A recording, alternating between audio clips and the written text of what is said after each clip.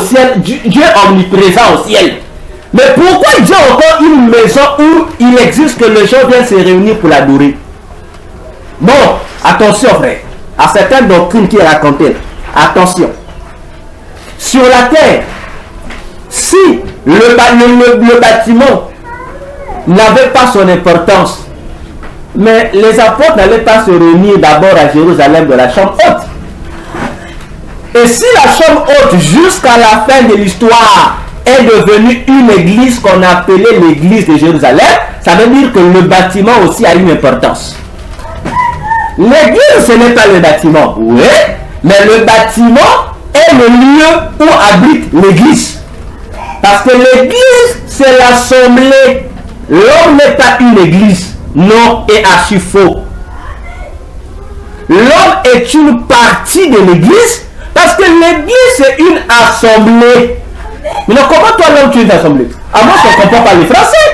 Ou vous voulez comprendre l'hébreu, le grec ou toutes les langues? Mais vrai, non.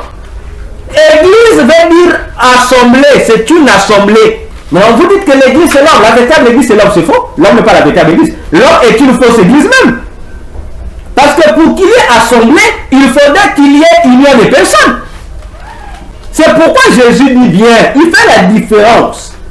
Il dit, là où il y a deux ou trois qui se sont réunis en mon nom, je suis au milieu d'eux. Voilà l'église.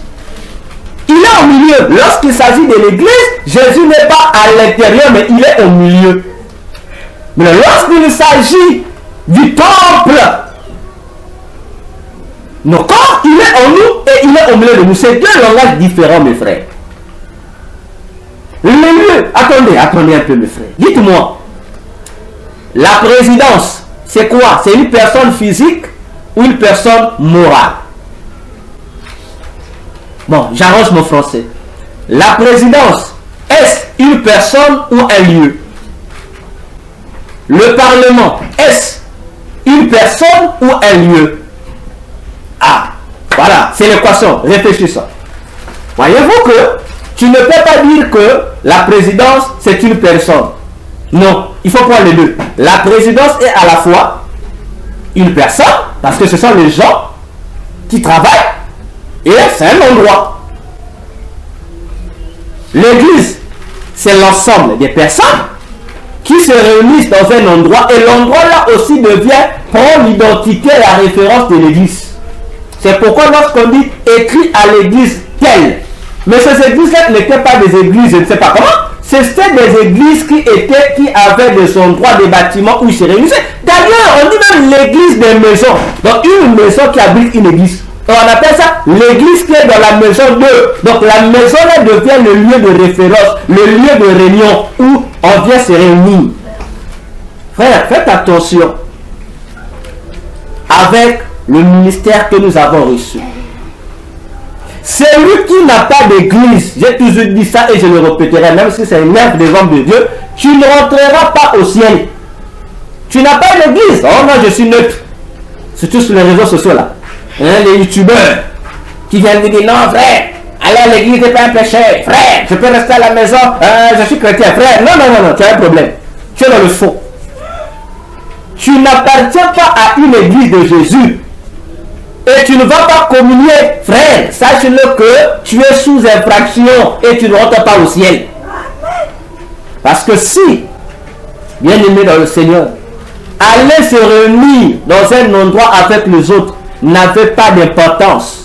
Dans Hébreux 13, verset 25, Paul n'allait pas dire n'abandonnez pas vos assemblées. Amen. Hein, mes frères? C'est bien dit. En grec, c'est bien précisé. N'abandonnez pas vos assemblées. Hein? Donc, notre assemblée a un endroit où il se réunit. Maintenant, toi qui ne vas pas là. Ah non, moi je reste chez moi à la maison, je suis comme un chrétien, je peux servir Dieu sans appartenir à une église. Mon frère, tu as des soucis. Tu ne rentreras pas au ciel. Peu importe ton beau français, peu importe le nombre de vues que tu as dans tes prédications, tu ne rentreras pas au ciel. Parce que le ciel appartient au corps de Christ. Et les églises que nous avons, ce sont les membres du corps de Christ. Maintenant, toi, tu ne fais pas partie des membres du corps de Christ. Maintenant, tu vas être où? Comment tu vas au ciel? Attention. C'était la première parenthèse que j'ai ouverte. La deuxième parenthèse, c'est pour répondre à un bien-aimé qui avait suivi une émission où j'ai dit, je devais parler, on devait me rappeler, sur les deux gardes de corps privilégiés du diable. J'avais dit que le trône, donc, pour arriver au trône de Satan, donc la dernière étape des serviteurs qu'il faut rencontrer, c'est deux serviteurs. C'est un homme et une femme. La femme s'appelle Marota et l'homme s'appelle Arota. Donc ils sont deux. Attention. Mais entre l'homme là, la femme là, les deux démons là, démon Marota et démon Arota, celle qui est chef, c'est la femme. Donc la chef entre les deux garde corps privé de Satan, comme j'aime les appeler, c'est la femme qui patronne. Avant d'arriver au trône de Satan, c'est la femme qui patronne. Voyez-vous? Alors, ceux qui sont contre les ministères de la femme, bon, ceux-là aussi auront des problèmes avec Dieu au ciel. Hein? Ils auront beaucoup de problèmes avec Dieu au ciel. Ils disent non. Même les œuvres satanistes, les satanistes qui disent, je suis allé, c'est Satan qui privilège les femmes. Donc c'est la preuve que le ministère des femmes est diabolique. Je dis, mais, bon, heureusement que tu étais seulement au corps de Satan, tu n'étais jamais allé au corps de Dieu. Est-ce que vous savez, lorsque tu traverses tous les anges du ciel pour arriver au trône de Jésus, la dernière personnalité que tu dois rencontrer, franchir, c'est une femme. Est-ce que l'Église le sait? Parce que lorsque tu traverses tous les convois des anges au ciel, tu vas arriver à une ceinture. Et la première ceinture, parmi les dernières ceintures, tu as la ceinture des 24 vieillards. Lorsque tu traverses la ceinture des 24 vieillards, il reste une deuxième ceinture, celle des 4 êtres vivants. Et lorsque tu traverses la ceinture des 4 êtres vivants, il y a encore une ceinture qui reste. Oui. Et la ceinture là est gérée par une femme. Et au ciel, après Jésus, c'est une femme. Après Jésus, je dis bien au ciel, après Jésus, c'est une femme. Donc, c'est quand Satan fait, il a imité ça sur son créateur. Voyons-nous? Donc, si vous dites, c'est parce que c'est Satan, après Satan c'est une femme, c'est la preuve que le ministère de la femme ne vient pas de Dieu. Bon, si c'est Dieu aussi, après Dieu c'est une femme, maintenant comment arranger le français? On va dire comment? Oui. Mais après Jésus vient l'église, non?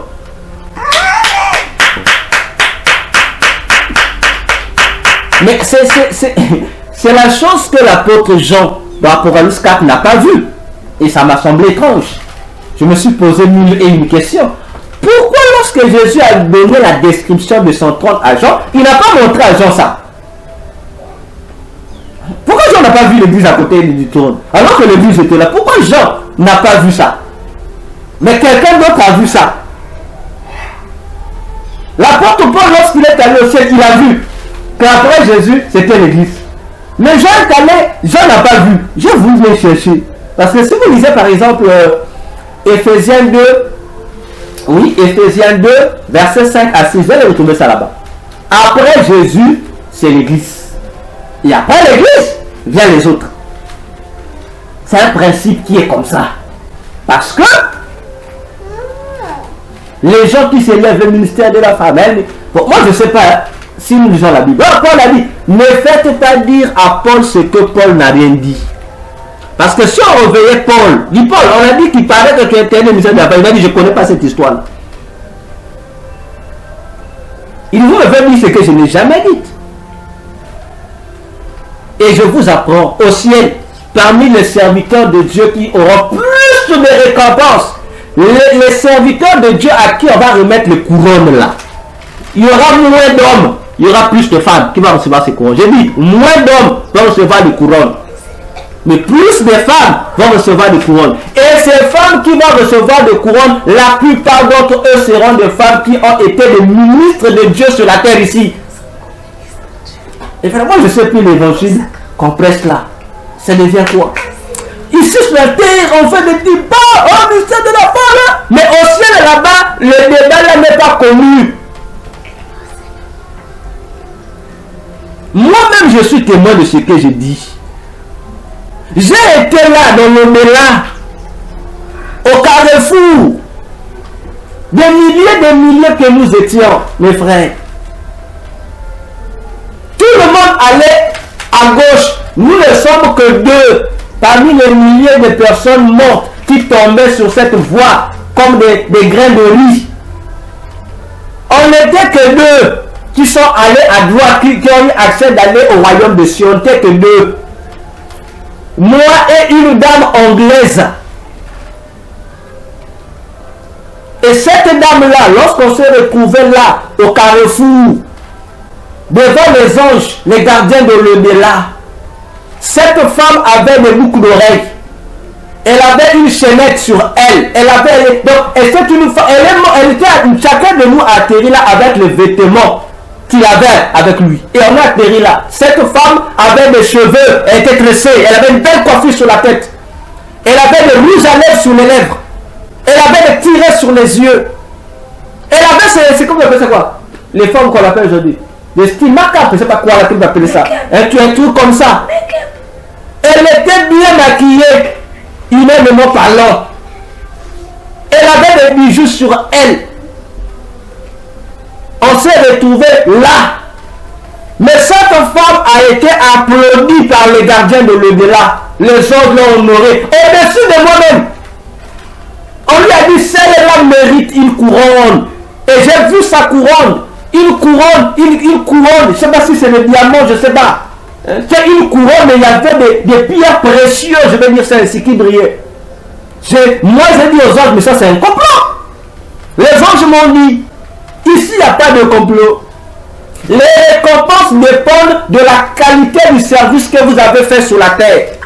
Et c'est de la bouche de l'ange qui orientait les gens à gauche ou à droite. Il me parlait, il m'a dit, cette femme sur la terre, elle était ministre, elle avait le ministère de l'évangéliste.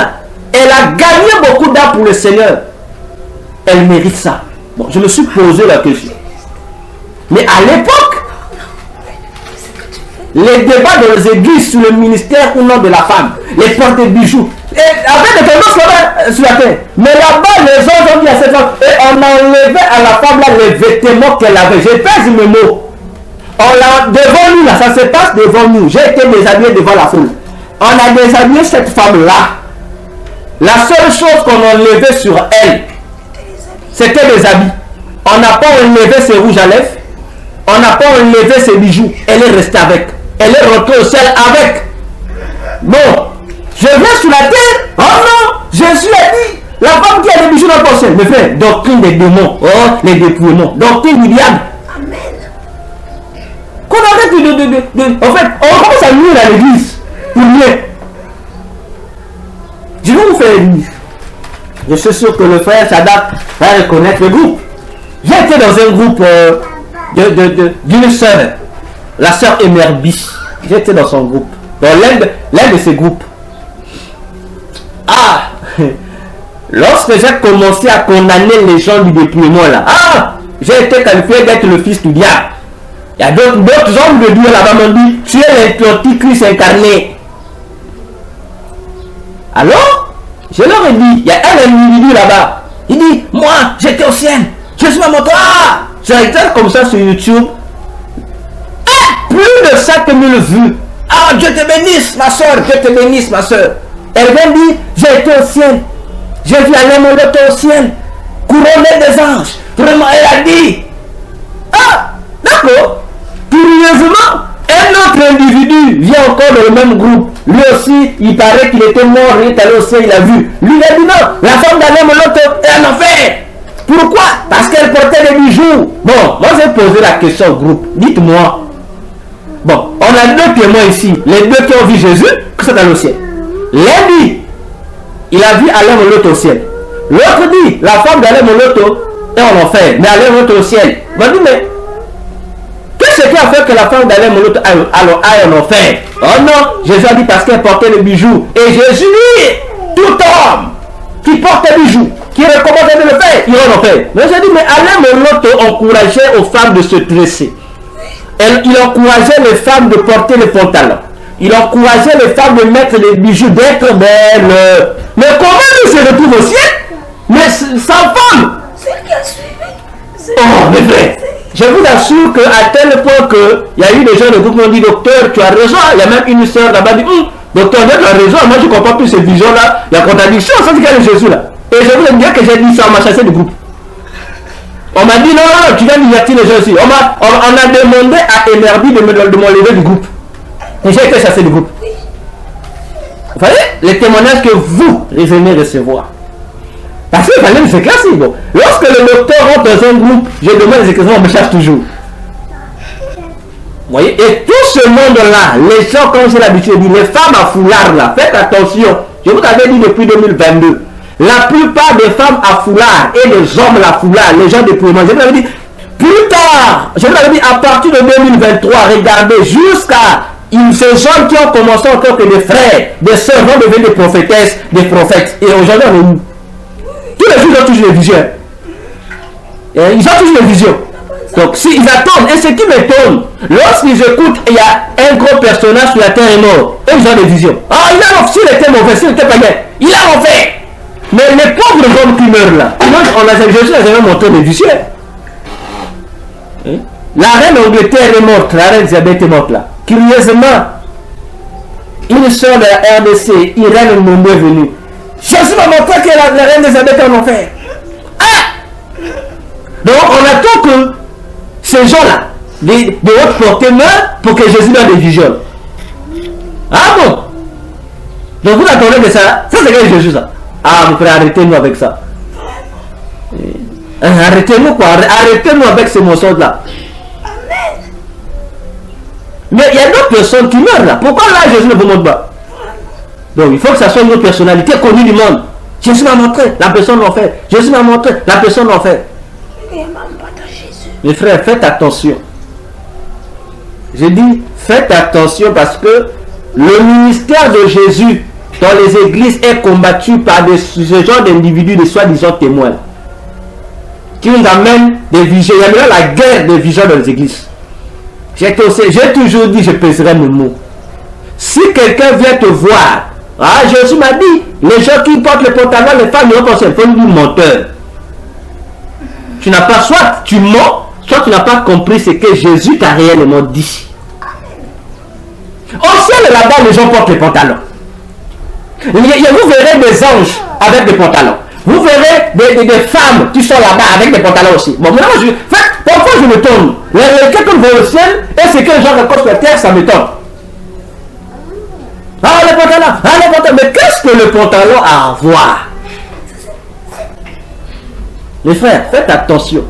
Le salut de nos âmes sont en jeu. Je ne voudrais pas que tu perdes tes diamants qui font partie des récompenses à cause de ce genre de faux témoignages. Et aujourd'hui, presque toutes les églises s'affirment là-bas. Dépouillement. Et ces gens-là sont terribles. Aujourd'hui, même les bagues, péché. Même porter utiliser le lait de beauté, péché. Utiliser le parfum, péché. Mais vraiment, je ne comprends pas. On va dire où? Maintenant, ils viennent. Oh non, Jésus m'a révélé. Voilà le parfum qu'on va utiliser. Il faut faire ceci. Ah, ma soeur, mais toi, moi, je ne comprends pas. Mais le parfum que toi, tu utilises là, tu utilises quoi? C'est pas les mêmes ingrédients que les autres parfumeurs utilisent.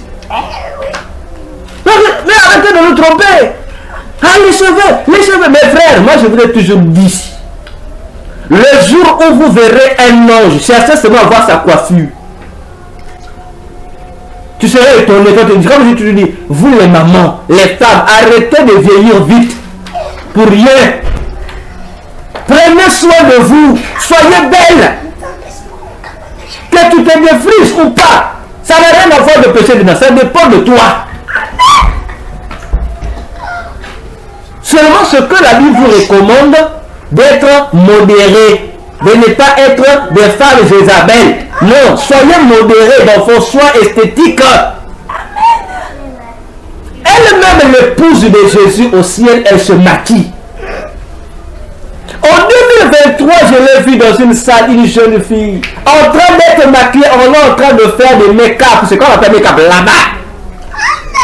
Maintenant, vous voulez dire aux gens ici, non, mon frère, mon frère, si toi tu n'as pas l'argent pour t'acheter le parfum, laisse les gens qui ont l'argent acheter le parfum. Toi, tu es habitué pour toi, tu aimes bien son parfum. Reste comme ça. Ne viens pas oublier les autres. Le ciel est rempli de parfums multicolores. Tu rentres au ciel, tu écoutes le don du parfum.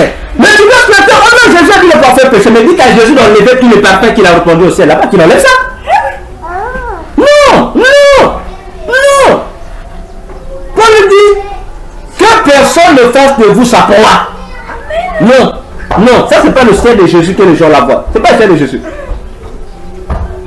Si Jésus a interdit à ces femmes-là de ne pas mettre des bijoux, oui, demandez à Jésus pourquoi Jésus vous a interdit à vous. Ah non. Donc mes frères, faisons attention avec la vision et la mission selon Dieu.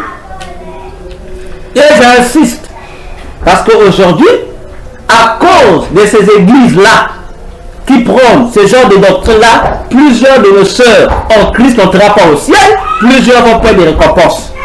Parce qu'elles sont désarmées. On leur dit, la femme n'a pas le ministère. Elle aussi, elle croit, elle reste là. Et au lieu de faire le boulot que Dieu lui a donné, elle ne fait plus. Parce que le pasteur a dit, non, le pasteur n'est pas la Bible. Le pasteur n'est pas Jésus.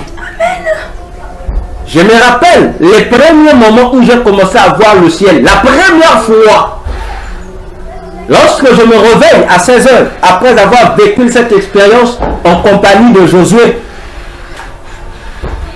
je suis allé voir, il y avait un papa chez nous, il était dans son église, ancien et diacre. Je lui ai dit, ah, voilà papa, j'ai vu le paradis. Je lui ai décrit. Il m'a dit, non, ce que tu as vu, ce n'est pas le paradis. Le paradis n'est pas encore ouvert. Hein? Il disait ça lui là. Hein? Oh le monde est à l'eau la terre. Ah. Mais je dis papa, mais ça c'est pas le paradis. C'est quoi donc? Il me dit non, tu as seulement vu le symbole. Oh. Mais plus tard, lorsque j'ai continué dans mes expériences, j'ai compris que papa montait. Et je suis reparti vers lui. J'ai dit papa, tu es en erreur. Si j'ai checké, j'ai vu sur le paradis, tu es en erreur. Voyez-vous? Parce que jusqu'à aujourd'hui, je connais des églises qui enseignent que lorsque nous irons au ciel, on va rien faire d'autre. On sera des statuettes devant le trône. On sera des statuettes, on va commencer à se m'adorer. Bon, je ne sais pas cette logique, les gens ont eu ça où? Alors que c'est faux. La vie du ciel est identique à la vie que nous menons sur la terre. À l'exception du péché et de certaines choses. C'est la même vie. Au ciel là-bas, si tu étais mécanicien ici, là-bas aussi tu vas répondre ton métier de mécanicien. C'est tout. Vous pensez que le ciel c'est quoi? On ne verra pas tous les jours devant le trône. Non, non, non. C'est une vie normale. Lorsque la Bible dit que la vie éternelle, mais la vie éternelle c'est quoi? C'est la vie. La vie va continuer. Pour comprendre la vie du ciel, il faut comprendre la vie qui va avoir lieu après l'héritation de toutes choses. Nous allons revivre sur la terre ici, on va revenir. On va vivre comme normalement, comme Adam vivait dans le jardin. Adam était tous les jours devant le trône pour adorer. Adam vivait, Adam était créé pour être travailleur. Il travaillait. Donc l'église, faisons attention. Ne perds pas de récompenses à cause des racontars et de fausses doctrines. Surtout qu'aujourd'hui, la manière dont YouTube est rempli des témoins, des chaînes qui racontent des témoignages. Ah, mes frères, moi, lorsque je vois, je lis parfois. Surtout que je vois qui souffre là, on me voit les liens. Regarde, j'ai des liens ici. Ah, docteur, faut regarder ça. Je lis parfois, je cours certains témoignages. Parce qu'aujourd'hui, il suffit que quelqu'un dise j'ai été mort. Qu'il y ait des témoins qui ont dit qu'il était mort. Il vient, les gens le croient. Mais prenez tous ces gens du dépouillement, surtout eux. Comparez leurs témoignages alors qu'ils se contredisent entre eux et entre elles. Pourquoi? Lorsqu'on veut être faux, comme dit Proverbe, fais attention avec la parole de Dieu. Ça s'éprouve de peur que tu ne sois trouvé menteur. Amen. Église, faisons attention. Ce que j'enseigne ici, parmi mes abonnés, j'ai des hauts initiés qui sont là. J'ai des hauts initiés qui sont là. Ceux qui sont toujours avec le diable et ceux qui sont convertis. Ils sont là. Et il y a un qui m'a dit, qui m'a écrit, il m'a dit, même si tu nous as quittés, arrête de dire nos choses. J'ai dit non. Mais moi, mon souci, vos choses là, ce ne sont pas des vraies choses. Ce sont des choses qui gardent. Donc je suis appelé pour les dénoncer. Donc vous aussi, quittez ces choses, venez dans notre camp. Donc attention. Voilà les deux parenthèses que je voulais ouvrir. Alors, il nous reste 30 minutes. Je poursuis avec notre étude. Dernièrement, nous sommes en train de voir les fonctions ou d'autres rôles du métratant de l'Antichrist sur la terre dans certaines religions et dans certaines églises. Alors, le métratant a une signification. Métratant a une signification. Le mot métratant, c'est un mot latin. Ça vient du latin. Notez ça, ça vient du latin. En latin, c'est le mot métator. En latin, on dit métator. Or, métator veut dire un guide ou un arpenteur. Le métrator veut dire un guide ou un arpenteur. On va lire un passage de la Bible. Enfin, Nombre 24, verset 17. Nombre 24, verset 17.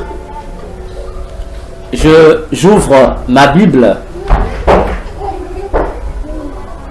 pour que nous lisons tous. Vous également, si vous avez la possibilité de lire avec vos Bibles, lisez. Nombre 24, verset 17. Je répète, le métraton, c'est du latin. En latin, on dit métator. Le métator qui veut dire un guide ou un arpenteur. On va lire. Il est dit ceci. Nombre 24, le verset 17. Je le vois, mais non pas maintenant. Je le regarde, mais non pas de près. Une étoile est procédée de Jacob, et un sceptre s'est élevé d'Israël. Il transpercera les coins de Moab et détruira tous les enfants de Seth. Voyez-vous, on dit le métraton c'est un guide, un arpenteur. C'est pas fini. Je vais expliquer le verset. Prenons le dictionnaire français. On va lire ce que veut dire le mot arpenteur. Pour mieux comprendre.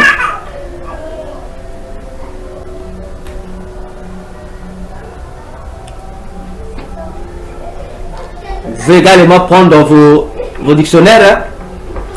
Arpenteur, ça veut dire quoi? On dit arpenteur, c'est la personne qui arpente. Continuons. On dit celui qui arpente, c'est la personne qui mesure les terres. Ah oui, c'est la personne qui mesure les terres. Ou encore, au sens figuré. Donc, on dit arpenter, je prends le verbe, c'est mesurer des terres par toute mesure agréable. Sens figuré, parcourir un espace, souvent avec vitesse et à grands pas. Donc, si l'Antichrist est un guide, c'est-à-dire un arpenteur, ça veut dire qu'il est un guide qui parcourt la terre, qui permet le mesurage de la terre. Attention, Nombre 24, verset 17, est l'un des versets bibliques qui est frauduleusement accolé au métraton pour tromper les initiés que c'est lui qui gère la terre. C'est lui qui est le chrono, qui gère la terre. Et on cite Nombre 24 qui est la prophétie de Balaam à propos de Jésus-Christ. Et on dit, de même que dans la Bible, les étoiles ont pour mission de gérer le temps. De même aussi, le maître-temps est le maître du temps. Attention. J'avance. Toujours dans cette affaire de la gestion du temps. Le maître-temps, il a aussi une influence dans les naissances des ans. C'est-à-dire, lorsque un enfant veut naître sur la terre, suivez-moi bien, le maître-temps a aussi une responsabilité de contrôler cet enfant à partir de sa fonction d'apporteur. Je répète encore, lorsque tout enfant normal, je ne parle pas des démons incarnés, donc tout enfant normal veut naître, le maître-temps est informé. Oui, parce que dans le monde de Satan, il y a des départements. Bon, certains appellent ça des univers, mais moi, je connais ça sous le nom de départements. Il y a des départements qui gèrent les naissances. Et ce département a plusieurs noms.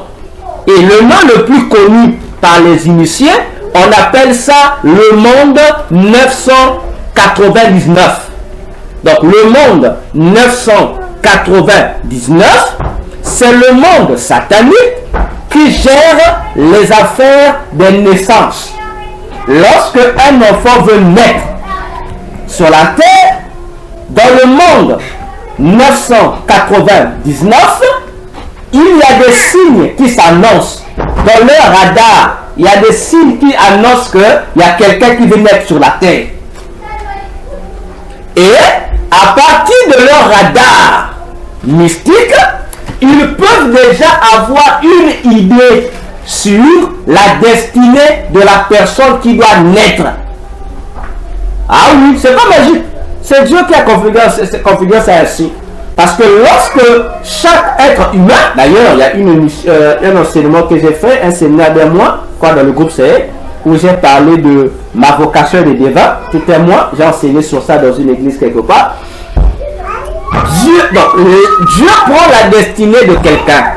Il met ça dans l'esprit de la personne. Donc la destinée, c'est comme dans l'avion, il y a un nom qu'on appelle... il y a une caméra qui reste dans l'avion là, qui filme lorsque même s'il y a un crash, on récupère cet appareil, ça peut montrer les derniers instants de ce qui s'est passé. Bon, j'ai oublié son nom. Bon, on peut appeler ça une caméra. Donc, la destinée de quelqu'un, c'est une caméra que Dieu insère dans une étoile qu'il insère dans l'esprit d'un homme. Vois-tu? Et lorsqu'on parle de la destinée de quelqu'un, c'est une étoile. Et vous écoutez souvent les gens parler dans l'étoile, et on parle des étoiles sont maîtrisées. C'est quoi ces étoiles? Il n'y en a que 7. Dieu a créé que 7 étoiles qui gèrent les destinées de tout le monde. Donc toutes les personnes qui naissent, ils sont gérés par 7 étoiles. Donc chacun a ces étoiles-là. Et parmi les 7 étoiles, il n'y a qu'une seule étoile qui est l'étoile du ministère. C'est-à-dire, cette étoile-là, la 7e étoile, c'est l'étoile que Dieu colle à quelqu'un qui montre à tous les esprits de tous les univers que cette personne-là a déjà été consacrée serviteur ou servante de Dieu. Parce que là aussi, il y a la guerre dans les églises. On dit, non, on ne devient pas ministre, on est. Non, c'est faux. C'est faux. On est, il y a ceux qui naissent ministres, il y a ceux qui le deviennent. C'est pas pareil. Attention. Ah oui, si vous ne connaissez pas le fonctionnement des principes du ciel, comme j'ai toujours dit, c'est mieux de vous taire que de toucher des choses que vous ne maîtrisez pas, mettant ainsi le peuple de Dieu dans la confusion. Il y a des gens qui sont nés avant qu'ils naissent, on lui colle cette étoile. Comme Jérémie. L'étoile là te colle et l'étoile là montre. Et il y a des écrits. Donc les satanistes, lorsqu'ils observent, c'est comme quelqu'un qui essaie de fixer le soleil. Il ne va pas fixer le soleil, n'est-ce pas? Mais il va au moins voir le soleil. Il va avoir une idée sur le soleil, il va voir certaines parties du soleil. c'est comme ça que le monde satanique 999 réussit à détecter des fines parties de la destinée d'une personne. Ils savent que telle personne va être ceci. Donc ils auront une partie, mais ils n'auront pas tout. À partir de la petite information qu'ils vont recevoir, et ils vont commencer à combattre la personne avec. Ah oui, c'est comme ça que ça se passe. C'est comme ça que ça fonctionne.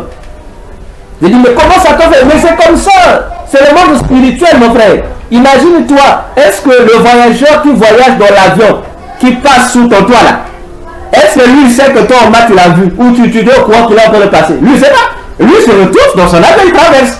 Lui, il voit autre chose. Mais nous qui sommes sur la terre, on sait quand voilà les voyageurs de Air France sont passés. C'est comme ça que ça fonctionne. Voyez-vous? Mais aujourd'hui, les mages, comment les mages ont-ils? C'est là aussi il y a débat dans les églises. Et moi, lorsque je vois, je ris. Vous avez des gens qui me disent non, les mages, c'était des sorciers. Bon, moi, bon, vous savez, l'évangile a ses temps d'enseignement. Hein? Bon, dans le domaine didactique, bon, on peut laisser passer. Hein? On dit, bon, il veut faire comprendre une information dans le domaine général. Mais dans le particulier, on dit non, non, non, attention. Si on veut progresser ça correctement, les mages n'ont jamais été dans l'occultisme. Parce que les mages qui sont venus rencontrer Jésus, ils n'ont jamais été dans l'occultisme. Attention. Mais dans le sens figuré, on essaie de faire comprendre, ah, ils étaient mages. Non, non, non, mais eux, parce que qu'est-ce qui embrouille encore le genre? C'est le mot mage. On dit mage, ça veut dire magicien. Non, non, non, non, non. Le mot mage, c'est un mot perse. Et les magiciens savent ce que je dis là. Le mot mage, c'est un mot perse. Et même dans la magie, ça a gardé les significations des persiques. Le mot mage en perse, ça veut dire un sage. Un sage, comme on dit chez nous, les sages, ça veut dire un sage. Donc les sages étaient appelés des mages. Ceux qui, les charlatans, les féticheurs, eux aussi étaient appelés des mages. À côté, il y avait des gens qui étaient habitués à faire l'étude des astres. Bon, aujourd'hui, avec le langage scientifique, on les appelle des astronautes. À l'époque, en Perse, eux aussi étaient appelés des mages. Voyez-vous? Donc, le mot mage regroupait ces trois catégories de métiers. Magus. Voyez-vous? Et même dans la magie, lorsqu'on dit un mage, la magie, c'est différencié. On prend, lorsqu'on veut définir ça dans la magie, on vous dira mage, oui, mais si c'est un sage, il faut l'appeler sage. On laisse l'expression magicien à ceux qui sont véritablement initiés dans l'occultisme. Dieu ne s'est pas révélé aux magiciens pour les guider vers Jésus. Non. Dieu s'est révélé aux gens parce que les populations de Perse, à l'époque, la Perse antique, il y a eu un faux prophète de leur nation, le prophète Zoroastre, un sataniste aussi, qui avait donné une prophétie, qui avait dit, il naîtra sur la terre un enfant qui sera le roi du monde. Cet enfant-là qui naîtra, il sera un Dieu. Et c'est lui qui apportera la paix sur toute la terre. Et il avait donné d'autres critères. Alors, le peuple perse grandissait en tenant compte de la prophétie. Et cette prophétie, toutes les tribus de la terre ont, même dans ta tribu, il y en a. Si tu demandes bien aux grands-pères qui connaissent leur histoire, il va te dire que cette prophétie existe.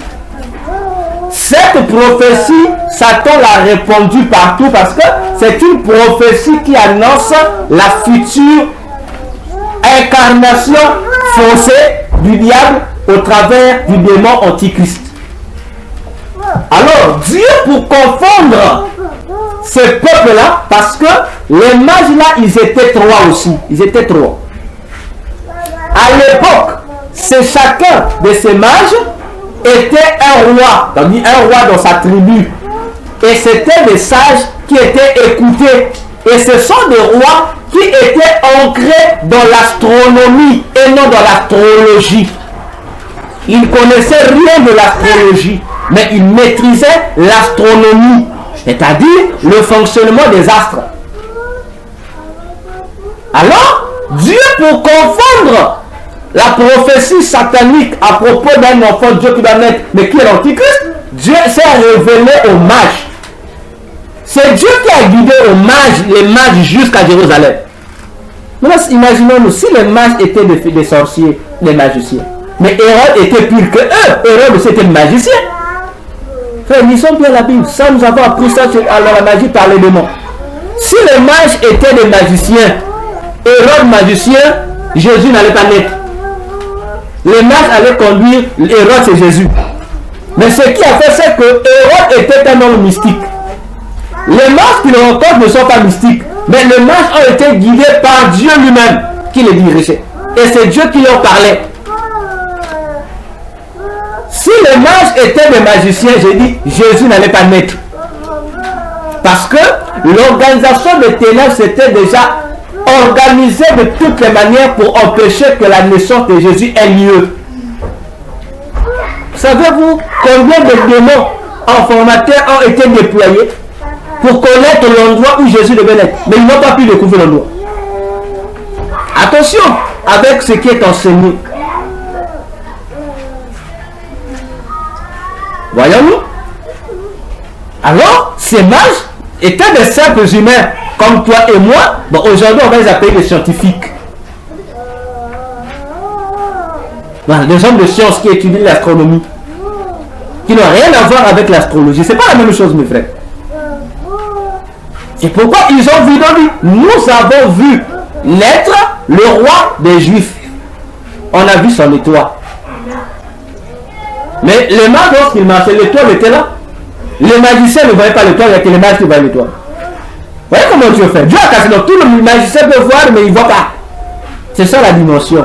Tu peux te retrouver dans un département du diable avec un ange, mais les démons qui sont là ne vous voient pas.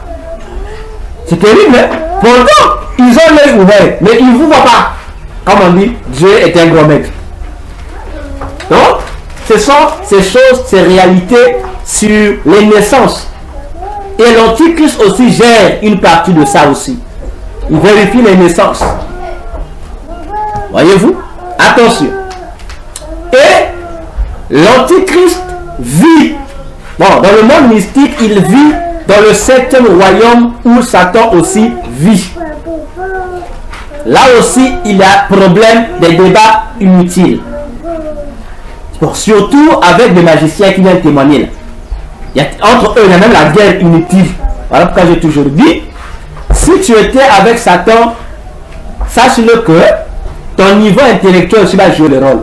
Si tu vas chez lui aussi, ton niveau intellectuel aussi va jouer le rôle. C'est pourquoi Jésus n'a pas voulu prendre Pierre pour qu'il le représente chez les païens. Pierre n'était pas à l'école. Non, Pierre n'était pas à l'école. Pierre n'avait que la connaissance, la maîtrise de la culture juive. Voilà pourquoi on dit, toi, tu vas spécifiquement être l'apôtre des Juifs. Mais on prend Paul, on dit, toi, tu seras spécifiquement l'apôtre des païens. Mais frère, vous pensez que c'était pour quoi? Jésus n'est pas bête. Pierre avait le Saint-Esprit. Mais le Saint-Esprit ne suffit pas en ce qui concerne l'œuvre de Dieu. Il y a la responsabilité du Saint-Esprit, il y a aussi ta responsabilité. Quoique, le Saint-Esprit peut te rendre intelligent, oui, mais attention, le niveau de Pierre là, il ne pouvait pas aller affronter les philosophes en Grèce comme Paul l'a fait, il ne pouvait pas.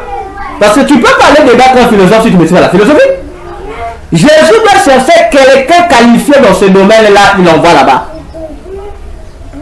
Paul, avant d'être Paul, il était un occultiste. Paul était comme Moïse. C'était des occultistes à haut niveau. Et lorsque tu es dans l'occultisme, il faut aussi choisir des branches. Il y a des gens qui sont hautement initiés dans l'occultisme, mais sa branche à lui, c'est seulement les richesses. Lui, il va seulement pour les richesses. Mais il y a de ceux-là, il va là-bas pour être un maître spirituel. Ils ne sont pas pareils, mes frères. Un maître spirituel, chez nous, il est comparable, on peut le dire, à un gourou. C'est-à-dire, je n'ai pas bien dit lorsque je parle de gourou. C'est-à-dire, un maître spirituel, il devient comme un professeur qui doit enseigner les gens les choses de la spiritualité.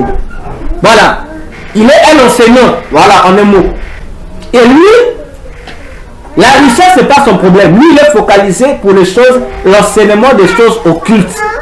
Et c'est dans ces branches qu'était l'apôtre Paul. Et lorsque tu es dans cette branche, tu vas faire des études comme font les professeurs des universités, les doctorats. Ah oui. Paul, c'est ce qu'il faisait. Donc, il avait un bagage intellectuel vraiment solide. C'est pourquoi lorsqu'il allait, il affrontait toutes les couches sociales. Raison pour laquelle, entre lui et Pierre, il a plus reçu des révélations par rapport aux apôtres. Et Paul lui-même était fier. Pourquoi? Du niveau de ton intelligence dépendra aussi certains paramètres des révélations qu'on doit te donner. Parce qu'il y a des choses, si même Jésus te l'explique, tu ne vas pas comprendre. Avec ton niveau là, tu ne vas pas comprendre. Mais il va falloir encore que Jésus te donne une faculté pour que tu comprennes. Vois-tu? C'est comme ça que ça fonctionne. Donc il y a des choses, même Satan, il ne peut pas te t'amener n'importe où. Il va d'abord ton niveau.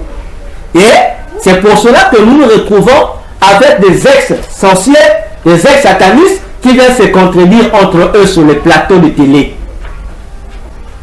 Quand l'autre a dit non, le deuxième monde n'existe pas. Si vous écoutez quelqu'un dire deuxième monde, c'est un profane. Bon. Il dit non, le deuxième monde n'existe pas. Ah, mon frère, mais le deuxième monde existe, à moins que tu ne comprennes pas ce que tu dis. C'est quoi le deuxième monde? Lorsqu'on dit deuxième monde, c'est quoi? On fait allusion au monde parallèle. Mais le monde parallèle, c'est un monde qui est en parallèle avec le monde terrestre. Et voilà pourquoi on l'appelle le deuxième monde. C'est par rapport à notre monde. On l'appelle le deuxième monde. Il y a plusieurs noms. Il y a plusieurs mondes sataniques, oui. Mais chacun de ces mondes sataniques, bon, c'est les démons qui appellent ça des mondes. Mais en réalité, on les appelle des départements. Voyez-vous? Et tous les milliers de royaumes sataniques qui existent sont regroupés en 7 royaumes seulement. Donc chaque royaume est composé de milliers de sous-royaumes. Il y a 7. Et Satan lui-même, Satan, son gouvernement, la reine du ciel, l'antichrist, habite au 7e royaume. Et dans un autre langage mystique, le 7e royaume est appelé, on appelle ça le 7e ciel. J'ai dit, on l'appelle le 7e ciel. Et je m'appelle dessus. Tu écoutes une prédication où on te parle du 7e ciel. Ah, révélation de l'aide, frère. Comprends que la personne parle de ça n'est pas serviteur de Jésus.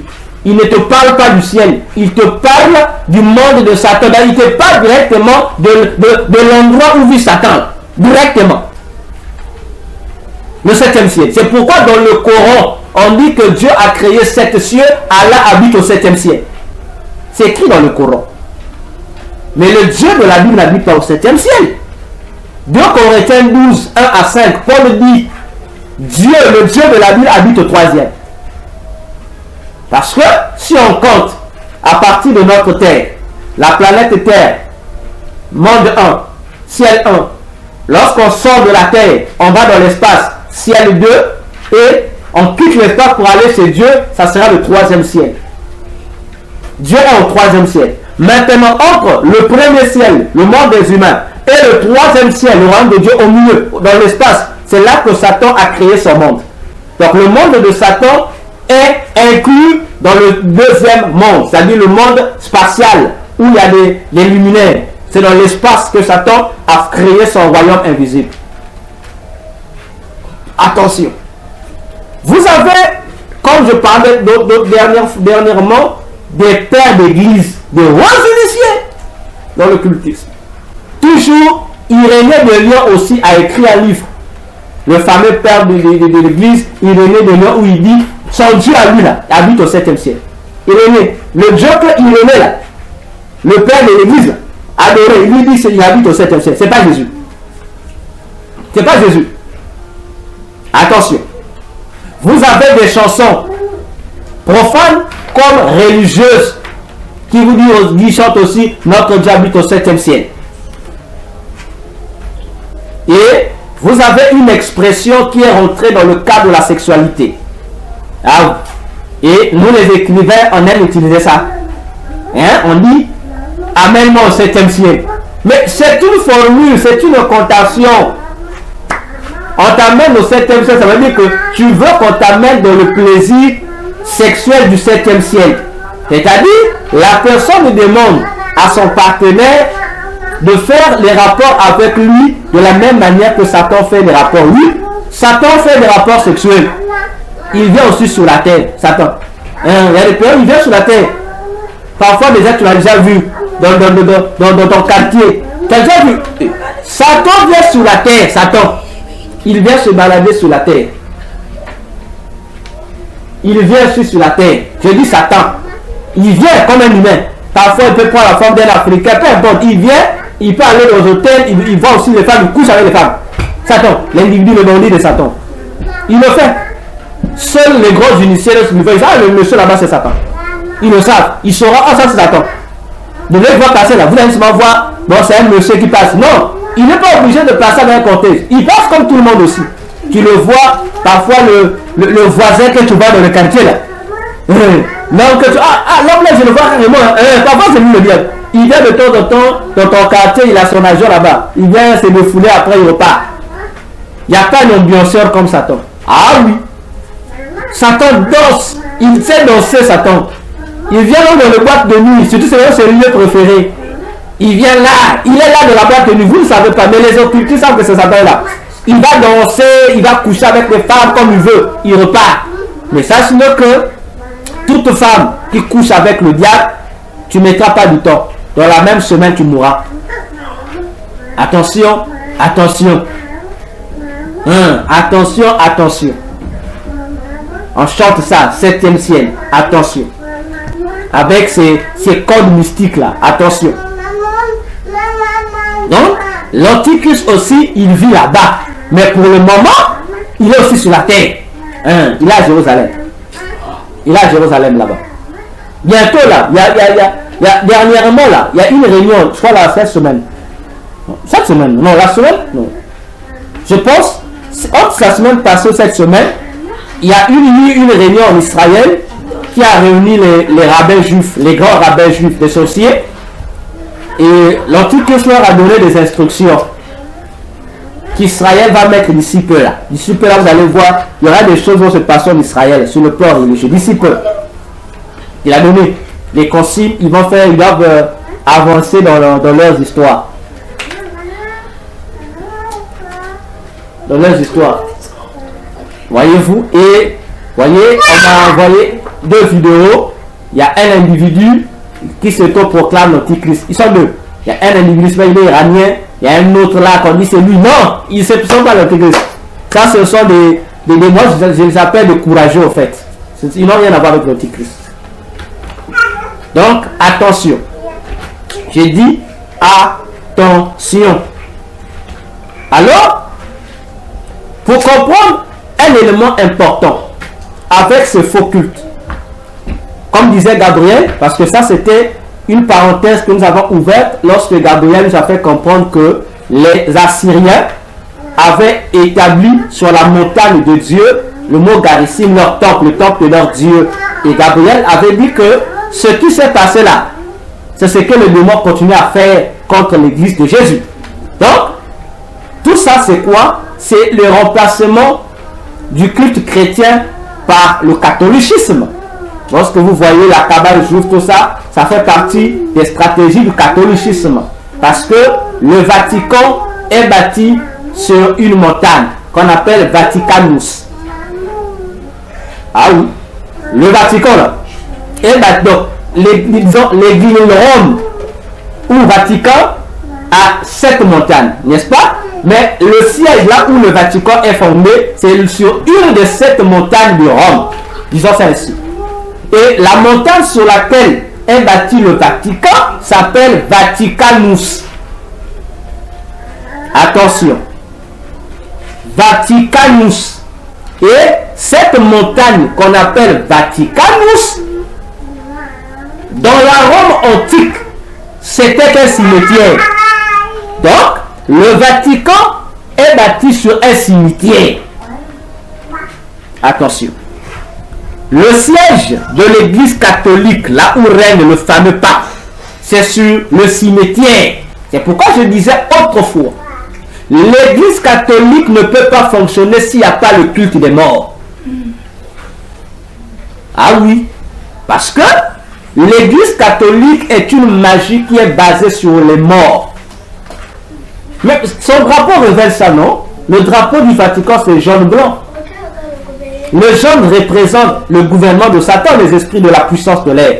Et le blanc là, c'est le monde des morts. C'est ce qui fait que l'église catholique soit catholique. Voyez-vous?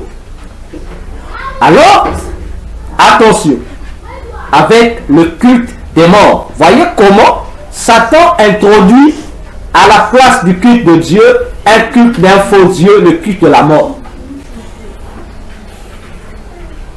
Et ce qui est encore terrible avec cette histoire, Vaticanus, c'est le nom aussi d'un démon. Et vous allez comprendre qui est ce démon-là. Je vous laisserai le soin de me démasquer chez les Romains. Ce démon-là, il préside au premier cri et au début du langage de l'enfant. Voyez-vous? C'est le démon qui gère le premier cri d'un bébé et les balbutiements de l'enfant. Il gère ça. Et je crois qu'il y a des mamans ici qui sont à l'hôpital, qui sont mieux placées pour nous expliquer pourquoi, lorsque un bébé naît, on doit taper le bébé doit crier. Il faut demander au médecin. Les parents, lorsque vous allez au hôpital, demandez au médecin. Quand on explique pourquoi il faut que le bébé crie, on doit taper le bébé doit crier.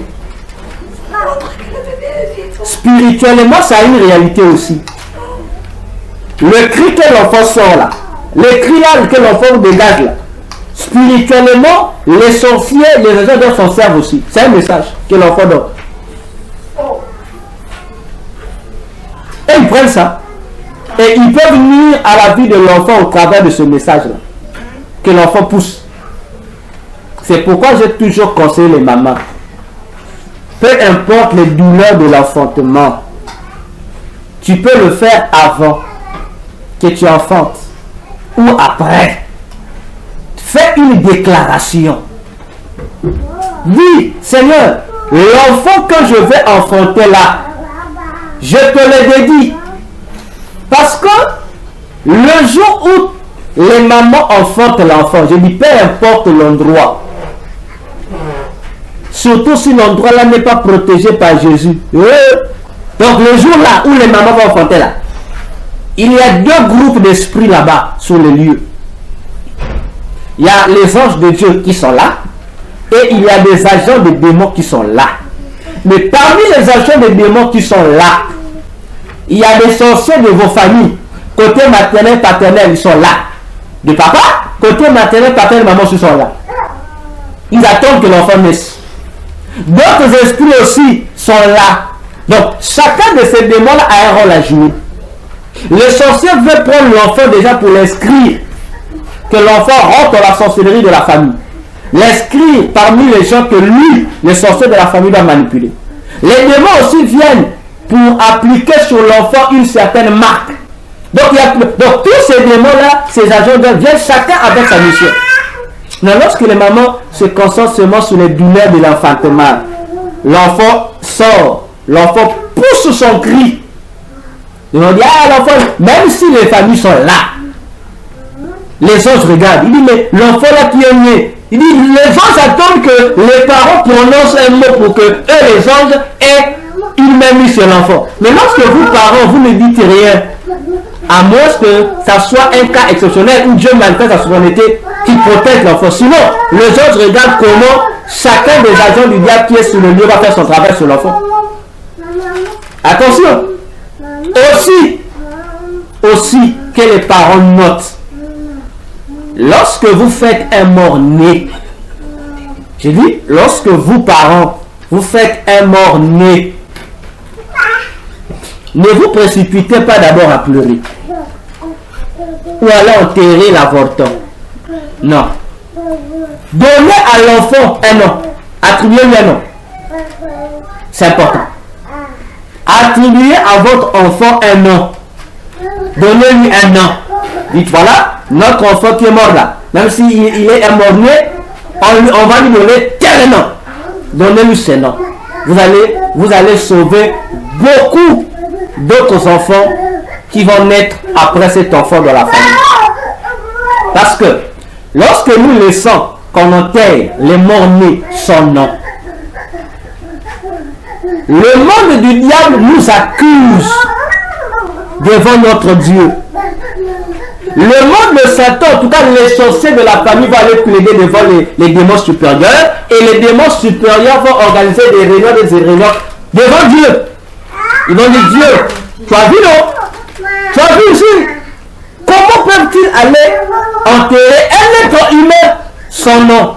Alors que toi, tout ce que tu crées, tu donnes un nom. Il y a un souci. Attention.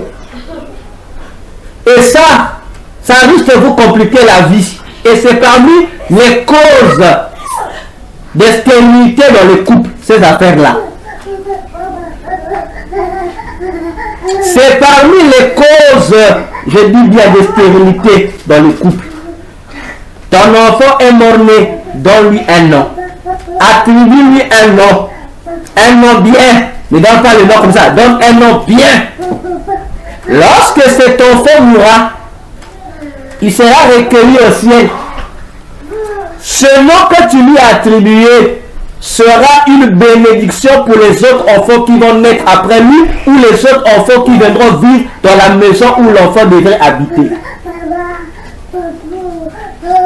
Ce nom sera utilisé par Dieu comme défense contre les accusations des ténèbres. Attention. Voyons-nous, attention avec ces réalités-là. Et je répète encore, je crois que je l'ai déjà dit une fois ici. Lorsque vous avez autour de vous une femme ou un couple, parce qu'il n'y a pas que des femmes qui sont stériles, il y a aussi des hommes. Donc lorsque vous avez un couple qui a des difficultés à mettre au monde, je vous avais quoi donner ici des remèdes. Remède simple, ça ne demande pas jeûne, ça ne demande pas beaucoup de prière, ça ne demande pas renseigner, non. Dites seulement au couple là de prendre au moins 7 jours, de préparer seulement et de partager la nourriture aux démunis, aux enfants de la rue. Seulement, donc, vous préparez, dites bon, c'est là, on va faire un travail. La femme là deviendra enceinte. Le foyer là aura un enfant.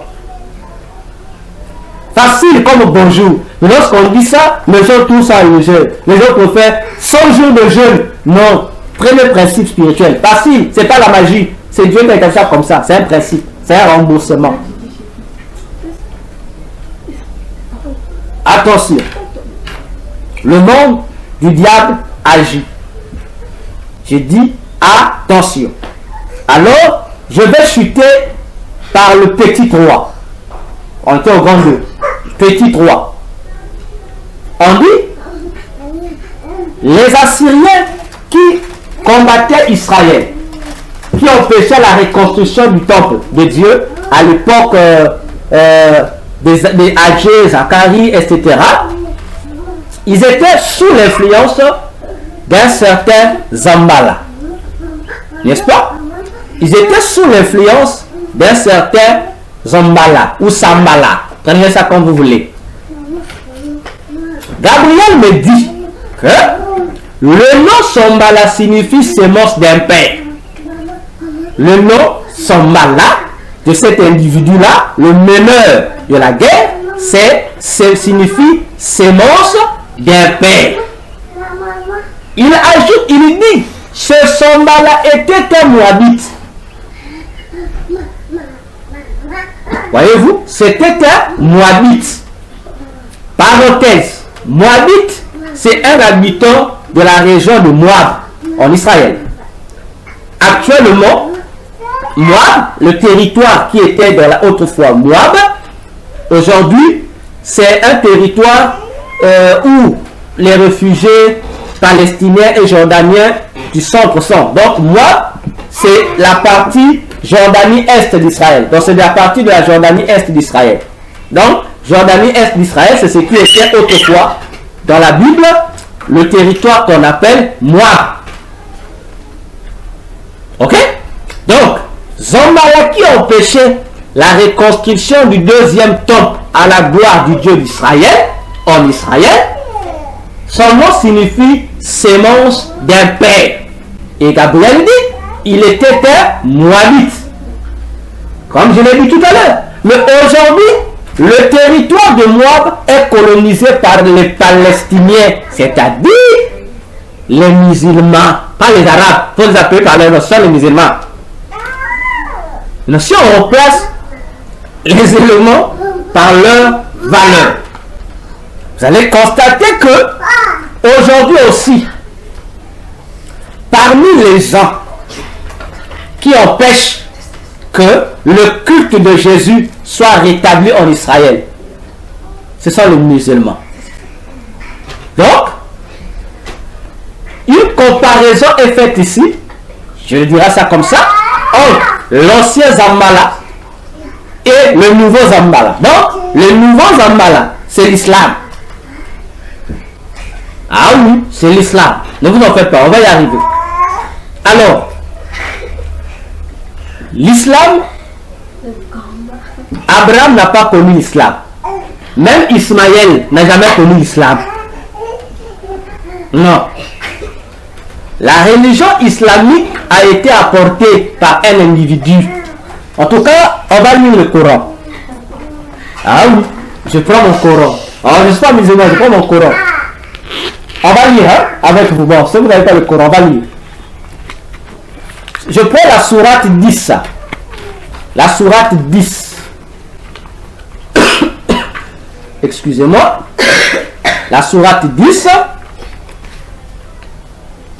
Verset 100. Ayat, hein, ils appellent ça ayat. Verset 104 jusqu'à 106. Je reprends la sourate 10, qui est la sourate Yona ou Jonas. Verset 104 jusqu'au verset 106. Écoutons ce que dit Allah, la femme Allah. Oui, c'est une femme, cette divinité de l'islam. Elle dit ceci. Elle s'adresse à son prophète. Elle dit ceci. Dis, je dis là, dis aux gens, si vous êtes en doute sur ma religion, moi, je n'adore point ce que vous adorez en dehors d'Allah. Mais j'adore Allah qui vous fera mourir. Et il m'a été commandé d'être du nombre des croyants. Et il m'a été dit, oriente-toi exclusivement sur la religion en pur monothéiste et ne sois pas du nombre des associateurs. Et n'invoque pas en dehors d'Allah ce qui ne peut te profiter ni te nuire. Et si tu le fais, tu seras alors du nombre des injustes. Donc, la déesse Allah dit à Mahomet de n'avoir aucune autre divinité en dehors d'elle, de n'avoir aucune autre religion en dehors de l'islam. Je continue. Je prends la sourate 109. La sourate 109. Que les musulmans nous en pardonnent, je tiens leur Coran avec ma main gauche. Sachez-vous si vous voulez. Sourate 109. Verset 1 à 6. En fait, tout le chapitre. Écoutons, écoutons. Au nom d'Allah, le tout miséricordieux mensonge, le très miséricordieux mensonge imposteur, dit, ô vous les infidèles, je n'adore pas ce que vous adorez, et vous n'êtes pas adorateur de ce que j'adore. Je ne suis pas adorateur de ce que vous adorez. Et vous n'êtes pas adorateur de ce que j'adore. À vous, votre religion, et à moi, ma religion. Bon, le décor est posé. Donc, Allah et son prophète Mahomet ou Muhammad confirment ici que eux, ils ont leur religion, l'islam, c'est leur divinité, Allah.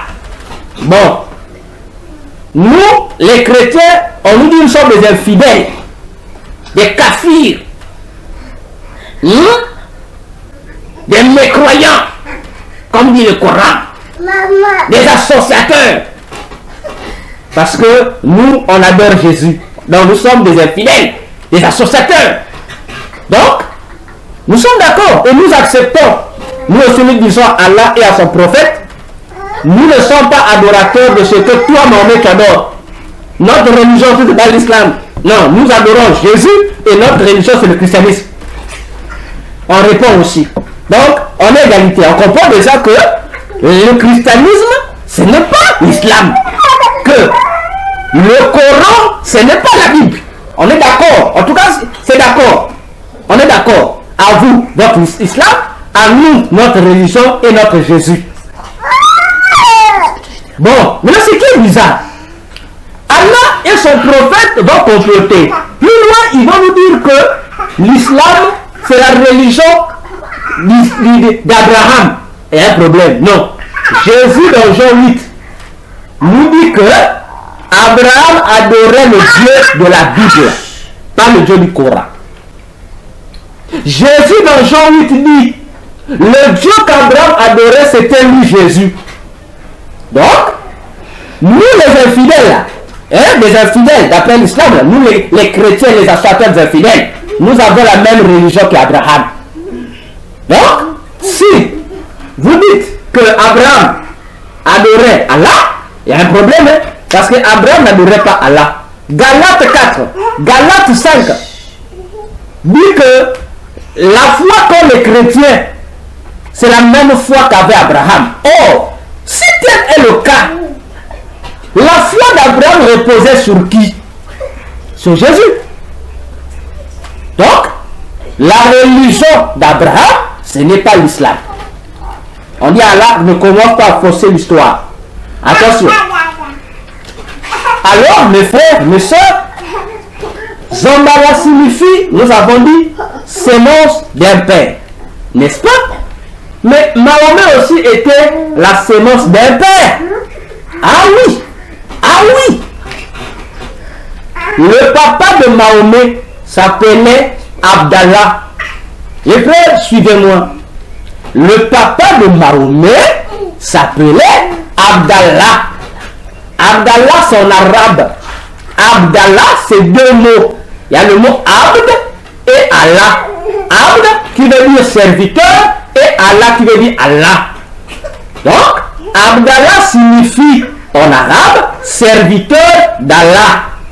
Mes frères, mais il paraît que la religion islamique vient avec Mahomet. Il y a un problème, mes frères, il y a un problème. À moins qu'on nous dise que Mahomet est né avant son père.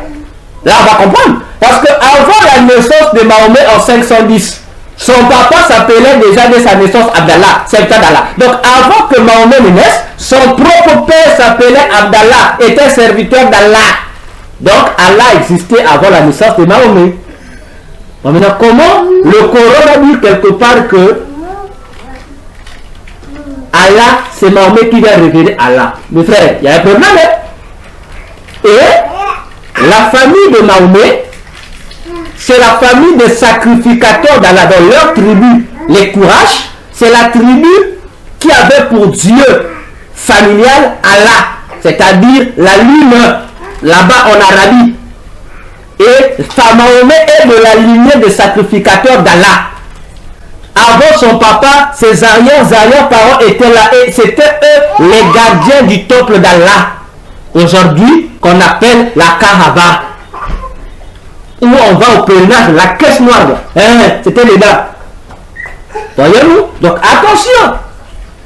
Et le papa, la famille de Mahomet, son papa était noir de peau, noir comme moi. Bon, je suis un peu brun plus que lui, mais il était noir comme le charbon. Voyez-vous? Donc, Mahomet est la sémence d'un père. Et son père, c'est le serviteur d'Allah. Bon, est-ce que c'est Abdallah là qui a mis naissance à Mahomet? Oui, mais quelque chose va se passer que les musulmans ne nous racontent pas. Et c'est là que nous allons découvrir que Mahomet était la sémence d'un père. Mais qui est le vrai père de Mahomet? Abdallah? Oui. Avec sa femme? Oui. Mais il y a quelque chose qui s'est passé dans la vie de Mahomet.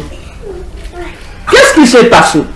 Lorsque Mahomet est né, même lorsque sa maman a eu sa grossesse, à leur époque là-bas, après Jésus-Christ, bien sûr, il y a eu bon, aujourd'hui on va les appeler des gourous mystiques qui sont venus annoncer aux parents de Mahomet que votre enfant là, c'est un enfant qui va créer le malheur en Arabie ici. C'est l'enfant qui va faire que nos tribus arabes soient des tribus maudites, cet enfant-là. Et il y a même des gourous qui ont dit ouvertement au papa de Mahomet et à sa maman que votre enfant est un démon. Oui. Mais quand c'est leur bébé, qui a dit à une femme qui est enceinte que son bébé est maudit, et quelle est la maman qui la croira?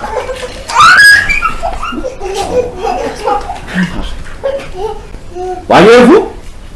Et effectivement, par cette peur, tout ce que ça venait, les charlatans parlaient, même les prêtres catholiques disaient, les exorcistes disaient, cet enfant-là, il faut le jeter.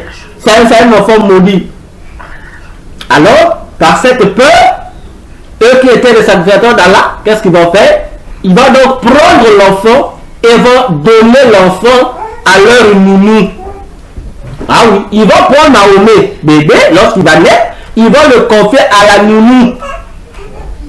Et Mahomet a été élevé par sa nounou. Attention, parce que les gourous mystiques avaient déjà dit que Mahomet devait être une malédiction pour l'Arabie. Alors, lorsque Mahomet va atteindre entre 4 ans et 5 ans, un jour, pendant qu'il s'amusait avec des amis comme ça, il y aura des créatures mystiques qui vont apparaître physiquement. Les autres enfants seront terrifiés, vont même fuir. Mais Mahomet seul sera là. Et ces créatures mystiques vont dire à Mahomet que nous sommes venus chez toi parce que tu nous appartiens. Tu as un travail à faire. Et ces individus vont introduire leur main dans le ventre de Mahomet. On ne sait pas qu'est-ce qu'ils vont déposer là. Et Mahomet tomba évanoui. Et c'est de là que l'initiation de Mahomet à l'occultisme commence. Donc la sémence de son vrai père mystique est rentrée chez lui. Attention. Mais d'où venaient ces esprits-là? Ces esprits envoyés chez Mahomet venaient du Vatican. Ah oui, parce que l'islam a été créé, inventé de toutes pièces par le Vatican. Nous allons y arriver, ne vous en faites pas. Et alors, plus tard, Mahomet, lorsqu'on arrive autour de l'an 600, Mahomet, là où il va mentir qu'il a reçu une illumination. Non, il y a eu une réunion d'abord qui a eu lieu dans le monde de Satan, qui arrivait regrouper les démons supérieurs. Pour savoir maintenant, c'est le temps de créer un antichrist de l'Est. Parce que dans le monde de Satan, ils ont deux antichrists. Il y a l'antichrist de l'Est, donc le monde est séparé en deux blocs, sur le plan religieux, deux blocs. Il y a le bloc de l'Est et le bloc de l'Ouest. Non, l'antéchrist de l'Ouest, c'est le pape. Et l'antéchrist de l'Est, c'est Mahomet. C'est construit comme ça le monde des ténèbres. Alors, après cette réunion-là, il a été décidé qu'il fallait qu'il y ait un Coran qui doit contredire la Bible. Et s'il y a un Coran, il doit avoir un agent du Coran qui doit être au service de la déesse Allah. Et tout le long de notre étude, je crois plus loin, je vous dirai qui est Allah. Voyons-nous. Alors, le Vatican, donc, recevant les instructions du monde Polion, c'est-à-dire dans la capitale du monde Pandémonium, le Vatican doit trouver qui il faut donner à qui. Et il y avait déjà un élément là-bas choisi, un certain Mahomet. Mohamed, disons ça ici. Son faux nom, c'est même pas son nom. Il s'appelle Kassim. Son vrai nom, Mahomet, c'est un titre. C'est un surnom qui s'est pris. Mais son vrai nom, c'est Kassim. Il s'appelle Kassim. Le nom de l'individu là. Alors, il fallait donc utiliser une stratégie pour mieux activer déjà les sémences démoniaques qui étaient dans Mahomet. Un jeune illettré, il ne savait ni lire ni écrire. Oui, Mahomet ne savait pas ce qu'il est mort. Il ne savait ni lire ni écrire. Alors, le Vatican va prendre dans leur couvent là-bas, en Arabie là-bas, dans leur couvent là-bas, une des femmes qui était une couveuse. Je sais pas si c'est comme ça qu'on s'appelle, hein, les sœurs qui sont dans le couvent catholique là. Ils vont choisir une sœur aussi mystique. Et cette sœur-là s'appelait Khadija, qui devient dans l'histoire la première épouse de Mahomet. Elle était plus âgée que Mahomet.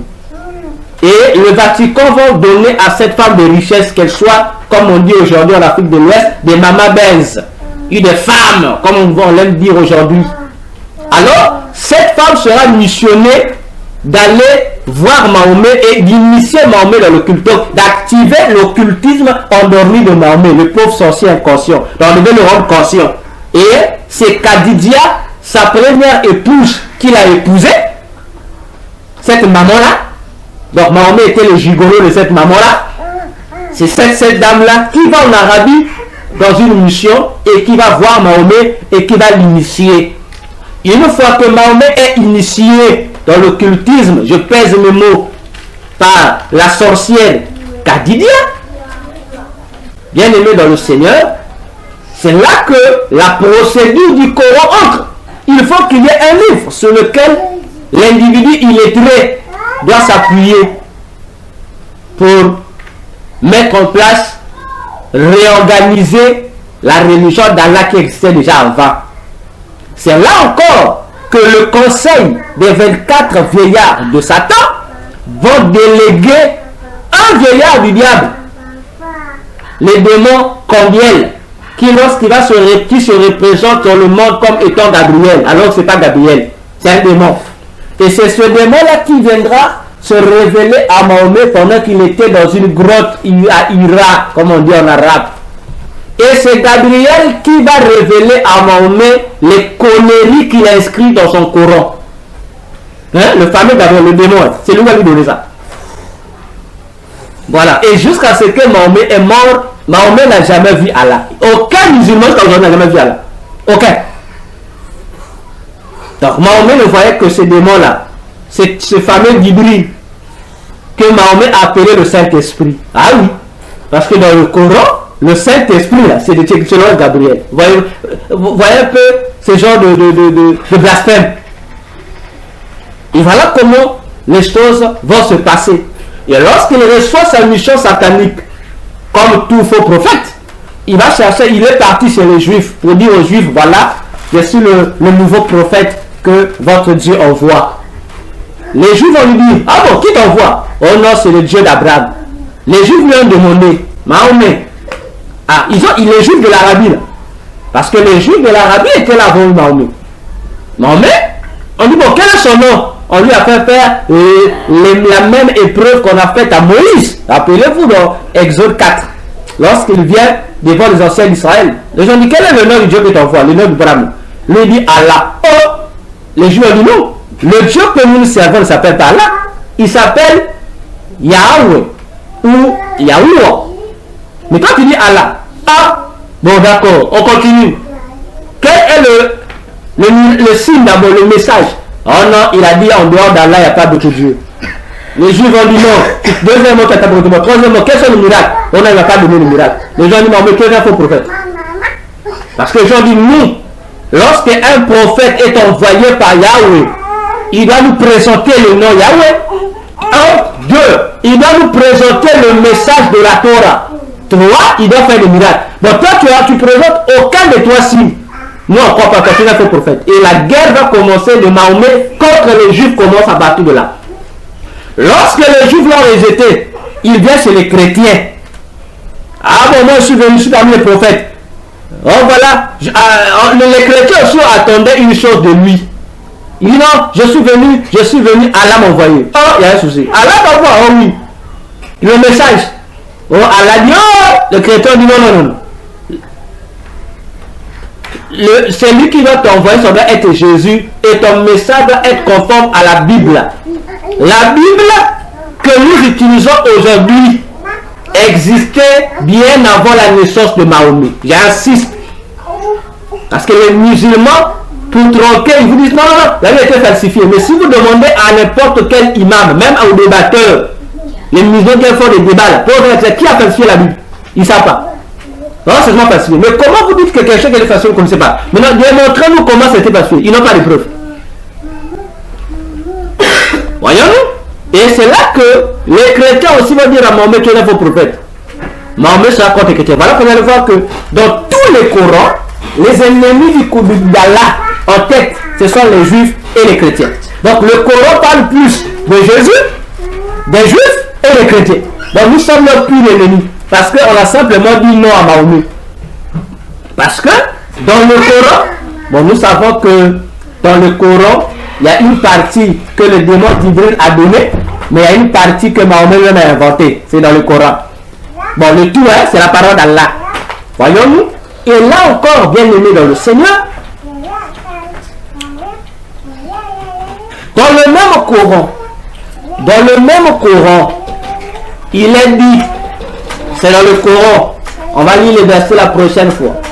Mahomet dit, si vous prenez par exemple la sourate 5, la table servie, du verset 60 jusqu'au verset 70, Allah confirme que c'est lui, Allah, qui avait donné la Torah, l'Ancien Testament à Moïse, et c'est lui qui a donné l'Injil, l'évangile à Jésus, pour que Jésus confirme ce qui était avant lui dans la Torah. Et le même Allah continue pour dire, c'est toujours lui, Allah, qui a donné à Mahomet le Coran. Ah, c'est ici que ça devient intéressant. Et que le rôle du Coran et de Mahomet, c'est quoi? Mahomet doit confirmer ce que Jésus a dit. Puisque Jésus est venu confirmer ce que Moïse a dit. Donc Mahomet doit confirmer ce que Jésus a dit. Ah, c'est là où il y a un problème, mes frères. C'est là qu'il y a un problème. Et le Coran dit que Mahomet n'est pas prophète. Ce n'est qu'un avertisseur qui vient rappeler ce qui a été enseigné par Jésus. Donc, Mahomet, en un mot, n'est qu'aussi un disciple de Jésus. Il doit répéter ce que Jésus a enseigné. Or, la Bible nous dit, seuls ceux qui sont disciples de Jésus ont le droit de répéter ce que Jésus a enseigné. Matthieu 28, verset 19 à 20. Allez, faites les nations mes disciples, enseignez-leur ce que je vous ai enseigné. Ne vous en faites pas. On va arriver dans le Coran, on comprend que le Coran, c'est de l'usurpation. Voyez-vous, et tout le Coran reconnaît ça, que Mahomet doit confirmer la Bible. Mais si Mahomet doit confirmer la Bible, mais lorsque je lis mon petit Coran, je vois que le Coran a contredit à 99% la Bible. Bon, maintenant ici, je me pose la question de savoir qui a trompé l'autre, Allah ou Mahomet. Il y a un problème, hein? Parce que Mahomet, tu as appelé à confirmer ce qu'enseignent les chrétiens avant toi. Mais toi, tu dis tu viens confirmer, mais dans les faits, tu contredis. Il y a un souci, hein? Il y a un souci. Donc, en résumé, ici, dans ce point 3, nous allons nous arrêter. Comprenez que le Zombala de l'Ancien Testament, aujourd'hui, c'est l'islam. C'est l'une des cornes religieuses que le diable utilise pour combattre le christianisme. Et à ma connaissance, l'autre nom L'autre appellation de la puissance de l'air, du gouvernement du diable dans le monde des ténèbres, on appelle ça aussi l'islam. Demandez au marabout. Dans le monde des ténèbres, le gouvernement de Satan est aussi appelé l'islam. Donc lorsque Mahomet amène le mot de l'islam, fait une soumission, il faut demander à Mahomet, il a eu ça où? Attention. Et les musulmans savent ce que je dis. Les docteurs de l'islam qui font les débats là, ils savent. Parce que ces enseignants de l'islam là, avant de venir combattre les chrétiens, ce sont des instructions démoniaques qu'ils reçoivent. Et la plupart du temps, il y a un temple mystique sous les pyramides là-bas en Égypte, où ces soi-disant imams et débatteurs sont initiés et on leur demande pour mission de venir créer ces débats-là avec des chrétiens. Et l'objectif de ces débats-là, ce n'est pas pour montrer la vérité, non. Ça donne un avantage à ces musulmans-là. Parce que vous allez voir, les mêmes débats qu'ils donnent, même s'ils sont vaincus dans ces débats-là, même si vous leur démontrez, ils reviennent toujours avec le même thème. En fait, c'est un esprit de l'antéchrist qui est là pour combattre la vraie doctrine de Jésus. Et chez moi au Congo, la source musulmane qui aime créer ce débat-là, c'est la source sunnite. Mais il faut demander aux musulmans, les sunnites là, que vous voyez, les noms bizarres là qui viennent là, non, docteur, on fait des débats, les musulmans là, c'est la vague sunnite. Mais il faut dire à cette vague-là, d'abord, est-ce que le Coran que eux utilisent, ça c'est le vrai? Parce que vous dites c'est le vrai Coran, non. Le Coran que les sunnites utilisent, c'est un faux Coran. Donc, s'il y a parmi les faux Corans, c'est ce Coran-là, le Coran qui contient 144 sourates, c'est le vrai faux Coran. C'est le faux, c'est un Coran trafiqué de toutes pièces par l'un des disciples de Mahomet, qui n'a pas été mandaté pour être chef. Il s'est fâché, il a tué les autres, il a détruit les Corans des autres pour se fabriquer son propre Coran. Voilà, lorsqu'il dit là, la Bible n'est pas unique, il y a plusieurs versions. Non, il n'y a qu'une seule version de la Bible. Donc nous ne confondons pas les traducteurs et la version, il n'y a qu'une seule version de la Bible. Mais nous n'avons pas qu'une seule version du Coran. Parce que même les fameux copies des textes originaux du Coran arabe qui existent aujourd'hui au musée en Angleterre, lorsqu'on lit ces fragments du Coran là, il est différent du contenu du Coran utilisé aujourd'hui. Il y a un souci. Il y a un souci. Et il y a un mensonge. Lorsque vous lisez le Coran, tout Coran français, à la page de couverture de garde, la première page, je vais le lire pour vous. Il y a une phrase qui est dite ici, qui est un mensonge. Il paraît que Allah n'aime pas le menteur.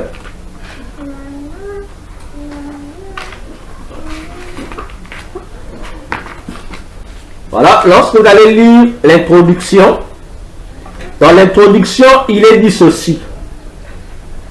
Dans l'introduction, il est dit que le Coran